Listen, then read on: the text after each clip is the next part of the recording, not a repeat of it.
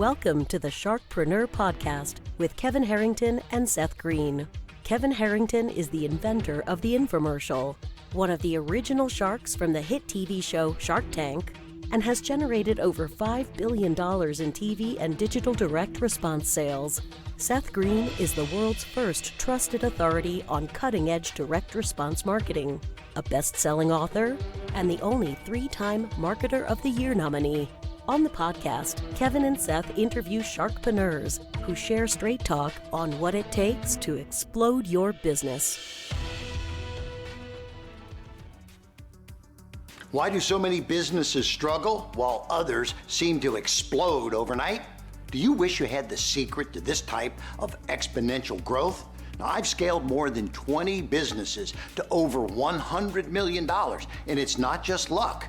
In my new book with Mark Tim, Mentor to Millions, you'll learn the repeatable framework I use in all my business ventures for massive success. Order at kevinmentor.com and get over $1,000 in bonuses. Head to kevinmentor.com. Welcome to the podcast. This is your host, Seth Greene. Today, I've got the good fortune to be joined by Tom Gribby from the Home Talent Group. Tom, thanks so much for joining us. Thank you for having me. Greetings from London. All right. Greetings from Buffalo, New York. So amazing. Nowhere special. All right. So in London, tell us a little bit about what the Home Talent Group is, because you got a fascinating business. Yeah. So we basically manage several artists, whether they be reality TV stars, TV personalities, presenters, actors, voiceover artists. We've just taken on a literary agent, so we're going to be looking at authors. So a whole plethora of clientele, really, and it's our job to source them work and negotiate their contracts. That is fascinating. How did you get into the business? I started as a performer myself, actually. I went to drama school when I was 16. And I worked professionally, internationally, actually, doing different musicals, music videos, different dance jobs. And then I got to an age where my legs couldn't hack it anymore. So I decided to migrate into kind of the more of the management side. And yes, now I oversee the acting arm of the business of Home Talent Group, as well as being one of the directors. I oversee the talent that go into the acting, whether that be theatre, TV, feature films, and also voiceovers and commercials. Awesome. So how has your role pivoted thanks to the pandemic? It's changed a lot. Obviously, theatre clients were really hard hit by. We've just been told that the reopening has just been extended, just been delayed actually by another 4 weeks. So the West End, as such, I've got a lot of clients that are in the London's West End, and they won't be going back to work now for another 4 weeks. So theatre has been really hard hit, but TV and film has done well, and also I would say voiceover has really taken off. The ability for artists to be able to record at home, do a lot of voice recording, high quality voice recording at home, has kind of really changed that area of the industry. And it's made it a lot more accessible to a lot more people. How has your job changed in terms of signing talent? It's changed a lot. A lot of pre-pandemic, it was a lot more kind of going out, spotting people in productions or being invited to a lot of live performances. Obviously, we've now kind of got a global reach. I now represent people in LA. I now represent people in New York, in Toronto, Australia. So the global reach has totally changed due to the pandemic because everything just went online. So that was the major change. And I feel like people are a lot more accessible, myself being a lot more accessible to a lot of upcoming artists. They were able to get hold of me a lot easier than they would have done, pre-pandemic. So that has changed. How has that changed in terms of not only you scouting for talent, but how has that changed in terms of talent finding you? I mean, how do people, they sign an agent now or a manager now? I would imagine some of it has pivoted in terms of you not necessarily getting 1,000 headshots in the mail every day. Absolutely. How has that changed? Well, my mailbox is more or less full now online. I mean, it's changed a lot because it's a lot more digitalized, obviously. Email, we get a lot more emails a day. I mean, we get on average, I'd say about 30 to 50, I would say, a day, just purely people reaching out, wanting to be represented. I mean, we represent quite a few celebrities now internationally. So kind of a lot of eyes are on us. So that has kind of obviously raised the profile of the business a lot more, which has happened during the pandemic, actually. It was 3 separate businesses that kind of decided to amalgamate together because they each felt they were missing something from the industry in order to sign kind of larger clients. So we decided to amalgamate together and form a union and become a home talent group. And because of that, we've attracted a lot more clientele, a lot more talent to our books. Well, congratulations on that. What advice would you give to talent that's trying to get representation now?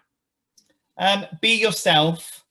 I see an agent, well, in my case, agent-actor relationship is a long-term thing. I like to think that I'll be with my clients for the duration of their career. So be yourself. And let me know kind of what makes you stand out from the crowd. I always say to people, I want to know what you bring to the party. What is it that makes you stand out from the next person? A couple of paragraphs in a cover letter or in a cover email is absolutely perfect, just outlining that.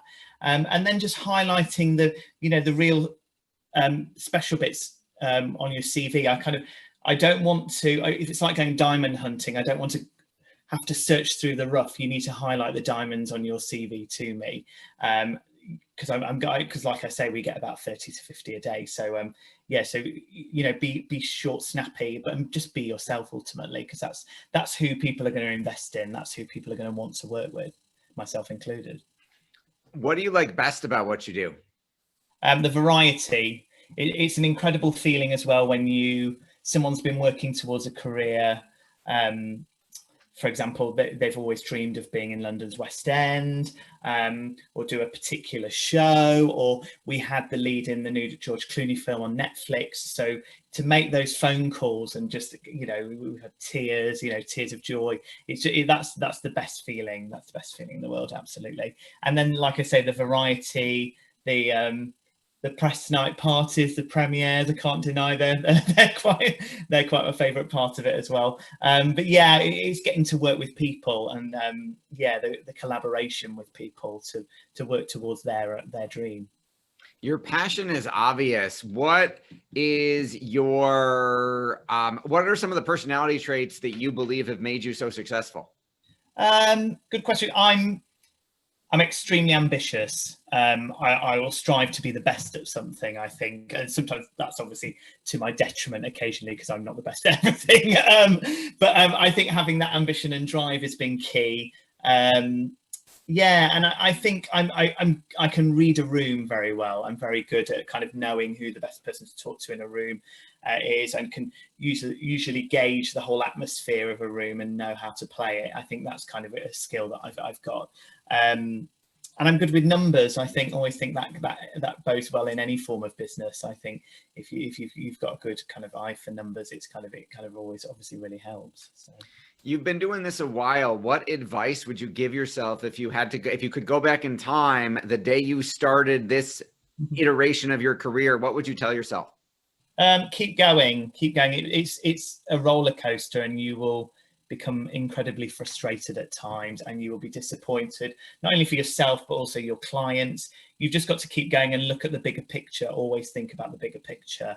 And there will be great times, there will be bad times, but you've just got to keep going through it, keep weathering that storm, and the results will be great. That is great advice. You give advice every day. What's the best advice you've ever been given? I was given, I always tell this story. Paul Smith, the fashion designer, he went to my secondary school, and he came in for a talk, and I asked once, oh, what was the one piece of advice you could probably give someone who was starting up in business? And he said to me, he said, Thomas, never assume. So I always kind of carry that with me now. Never assume that something's going to happen. Never assume that someone's going to do something, even though they tell you to. I think it's kind of good advice, and kind of always keep your eye on the ball a lot of the time. So yeah, I tried to carry that through. Little did I know that he would actually put it on the side of a lot of clothing. So he probably told millions of people in the process. I thought it was a special piece of advice for me, but sadly not. Whatever you want to believe that works for you. Yeah. So You alluded to the roller coaster journey. What have been some of the biggest challenges you've had to overcome? And most importantly, what did you learn from them? I think starting out, we were obviously new kids on the block. I knew a lot of casting directors from my own career, but kind of winning their trust in order for when you were putting people forward for particular roles, that was quite challenging, especially kind of cracking certain nuts of the industry I hadn't really worked in. I'd worked a bit in film and TV, but I wasn't kind of at the forefront of that. My main kind of career was in theatre and musical theatre. So yeah, that was a tough nut to crack. But yeah, perseverance and drive, and a lot of the majority, well, all my team actually are ex-performers. So I actually think there's no one more driven and more passionate than in our industry than performers. You know, so we're used to knocking down doors, we're used to the rejection. So it works really well in terms of a management team to have that as well, because we're so proactive and driven. And I think that's why we've got to where we've got to today. If you had to do anything else other than what you were doing now, what would it be? Oh, that's a tough question.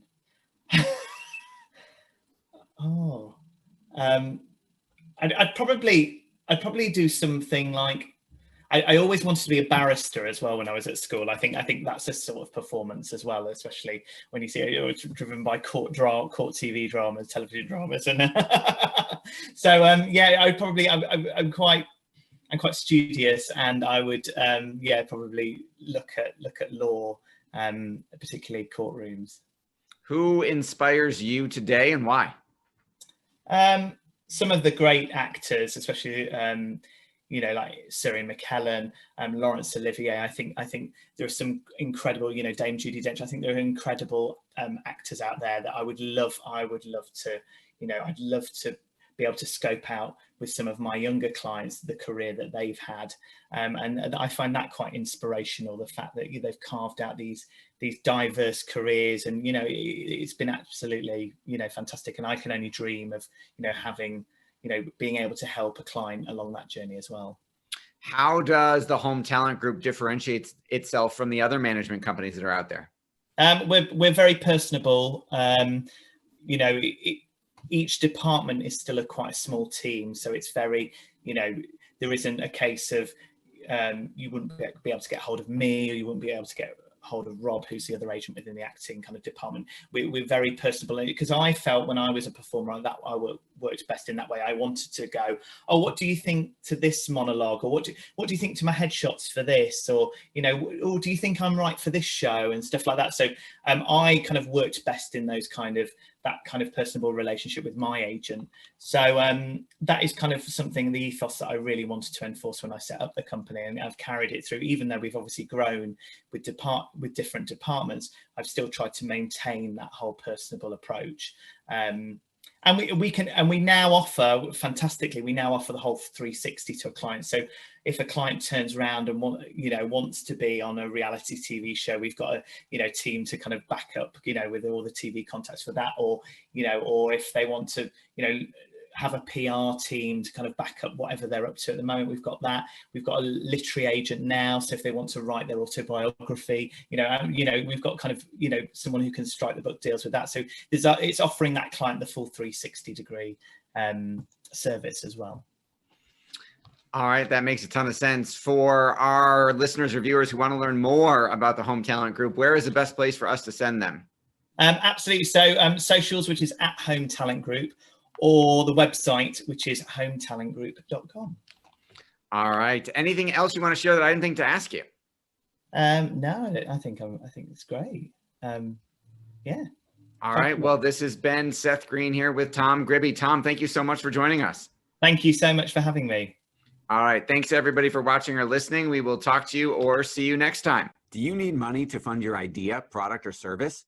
Are you ready to take your business to the next level, but need capital to get it done? Kevin Harrington has heard more than 50,000 pitches and knows how to help you make the perfect pitch to get the funding for your entrepreneurial dream.